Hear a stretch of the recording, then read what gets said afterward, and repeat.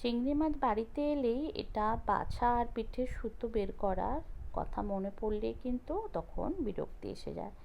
সত্যি কথাই, এই এক একটা মাছ তার পিঠের সুতো কেটে বের করা খুবই ঝামেলা। আর বাঙালিরা তো চিংড়ি মাছ খুবই পছন্দ করে, কিন্তু চিংড়ি মাছের পিঠের এই সুতো যদি থেকে যায় সেটাতেই পেট খারাপ, অ্যালার্জি সব কিছু হয়। তো আমি দেখুন ছুরি দিয়ে, পাতলা একটা ছুরি নিয়েছি, সেটা পিঠটা কেটে নিয়ে সুতোটা বের করে দিচ্ছি। অনায়াসে কিন্তু এভাবে আপনারা করে নিতে পারবেন, হালকা চিড়ে নিলে পুরো সুতোটা কিন্তু বেরিয়ে আসবে। তো অন্যভাবে ট্রাই না করে এভাবে কিন্তু ট্রাই করতে পারেন।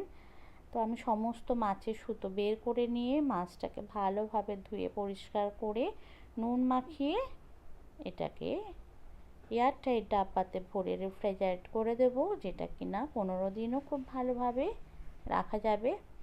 তো সুতোটা